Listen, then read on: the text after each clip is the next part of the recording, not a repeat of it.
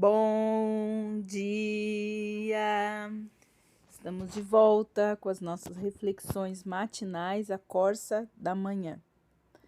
Nesse mês de maio, estamos falando a respeito de família e, nesse tempo, visitando algumas famílias com Jesus. Esta casa que nós vamos visitar hoje, na verdade, é uma casa de julgamento, uma casa de acusação, uma casa de condenação, a casa de Caifás. E o que acontece quando Jesus está nesta casa? Lá em Mateus, capítulo 26, versículos de 57 em diante, nos diz assim: E os que prenderam Jesus o levaram à casa de Caifás, o sumo sacerdote, onde se haviam reunido os escribas e os anciões. Pedro o seguia de longe até o pátio do sumo sacerdote, e tendo entrado, assentou-se entre os servos para ver como aquilo ia terminar. Os principais sacerdotes de todo o sinédrio procuravam algum testemunho falso contra Jesus a fim de condenarem à morte. Então acharam, apesar de ter sido apresentadas muitas testemunhas falsas, mas afinal compareceram duas afirmando. Esse disse: Posso destruir o santuário de Deus e reconstruí-lo em 3 dias. E levantando-se o sumo sacerdote, perguntou a Jesus: Você não diz nada em resposta ao que esses depõem contra você? Jesus, porém, guardou o silêncio. E o sumo sacerdote lhe disse: Eu exijo que nos diga, tendo Deus vivo por testemunha, se você é o Cristo, o Filho de Deus. Jesus respondeu: É o Senhor mesmo quem está dizendo isso. Mas eu lhe digo que, desde agora, vocês verão o Filho do Homem sentado à direita do Todo-Poderoso e vindo sobre as nuvens do céu. Então o sumo sacerdote rasgou as suas vestes e disse: Blasfemou! Porque ainda precisamos de testemunhas? Eis aqui agora mesmo vocês ouviram a blasfêmia. O que vocês acham? E eles responderam: É réu de morte. Então cuspiram no rosto de Jesus e bateram nele. E outros os esbofeteavam, dizendo: Profetize para nós, ó Cristo, quem foi que bateu em você? A estada de Jesus na casa de Caifás tinha o sentido unicamente de acusação, julgamento e condenação. Caifás era o sumo sacerdote daquele período que, juntamente com todo o sinédrio, que era tipo um fórum em Jerusalém, poderia julgar e condenar acusados de transgressores da lei. Jesus estava sendo acusado injustamente de transgredir as leis de Deus. Vemos que em qualquer lugar onde Jesus está, seja em casamento, no leito de um enfermo, em profundo sofrimento, seja onde for, ele sempre nos deixa ensinamentos e exemplos que devemos seguir. Vejamos então o que ele nos ensina na casa de Caifás. Primeiro, Jesus entregue à vontade do Pai. Jesus se entrega à vontade do seu Pai. Jesus sabia o que é estar ali, e porque ele estava ali, fazia parte da vontade do seu Pai.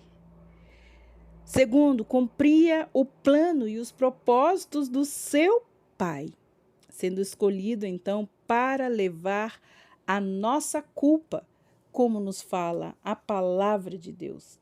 Ele assume as nossas culpas e assume também os nossos problemas. Lá em Isaías, capítulo 53, nós temos algo muito importante também, falando a respeito de por que Jesus guardava muitas vezes o silêncio e não respondia. Isaías 53, 4 e 5 nos diz assim: Certamente ele era desprezado e o mais rejeitado entre os homens, homens de dores, e que sabe o que é padecer. E como um de quem os homens escondem o rosto, ele era desprezado e dele nós não fizemos caso. Certamente ele tomou sobre si as nossas enfermidades e as nossas dores levou sobre si. E nós o considerávamos como aflito, ferido de Deus e oprimido. Mas ele foi transpassado por causa das nossas transgressões e esmagado por causa das nossas iniquidades. E o castigo que nos traz a paz estava sobre ele, e pelas suas pisaduras nós fomos sarados. Todos esses acontecimentos são exemplos e ensino para os seguidores de Jesus. Seríamos nós capazes de suportar acusações injustas como Jesus suportou? Jesus, na casa de Caifás, suporta injustas acusações. Levaram Jesus ao sumo sacerdote e ali Jesus não ofereceu nenhuma resistência contra as falsas acusações. Embora uma só palavra poderia esclarecer quem era Jesus, como nós vemos em João, capítulo 18, versículo 6, que nos diz assim. João, capítulo 18, versículo 6, nos diz o seguinte: quando Jesus lhe disse, sou eu, recuaram e caíram por terra. Jesus de novo lhes perguntou, a quem vocês estão procurando? Responderam, a Jesus o Nazareno. Aqui nós vemos também em Mateus 26, 59 e 61 que Jesus foi acusado injustamente. Quando Jesus disse que destruiria o templo e o reconstruiria em 3 dias, ele falava da ressurreição do seu corpo. Como nós agiríamos diante de situações como estas? Acusações e pressões injustas?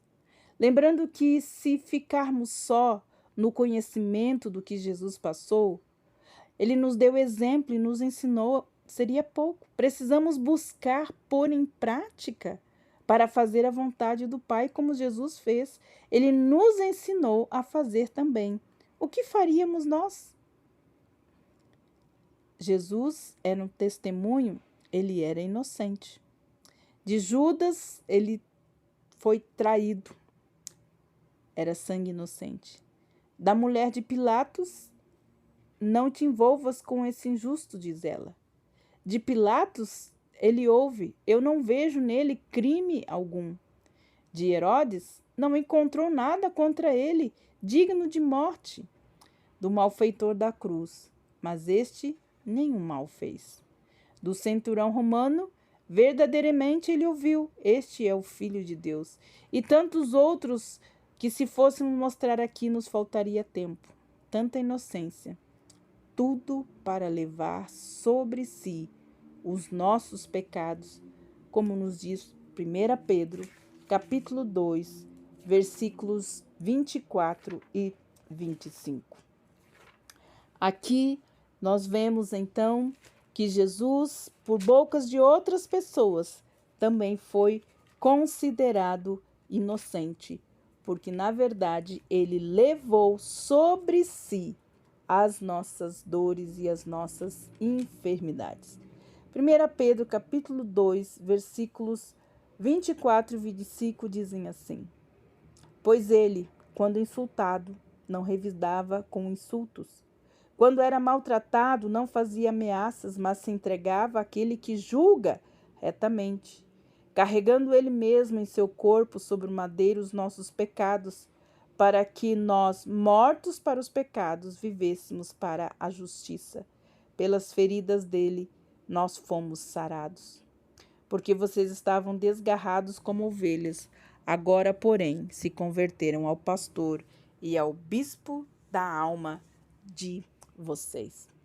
Para concluir, vivendo em tempo de tantos conflitos familiar, de saúde, de finanças, de relacionamentos e tantos outros fatos que comprometem muitas vezes a nossa paz, a alegria e as nossas realizações, devemos nos beneficiar, na verdade, das bênçãos que Jesus pôde realizar quando ele estava na casa. Por mais complicado que seja a situação e as circunstâncias que estejamos vivendo hoje, quando Jesus está na casa, ele nos dá exemplo, ele nos dá lições, ele nos dá ensinos que, se nós colocamos em prática, Ele vai nos fazer mais do que vitoriosos em nossa caminhada nesta vida. Por isso, nós precisamos continuar aprendendo com Jesus. Que o Senhor te abençoe e te guarde, e até amanhã com as nossas reflexões matinais, a Corsa da Manhã.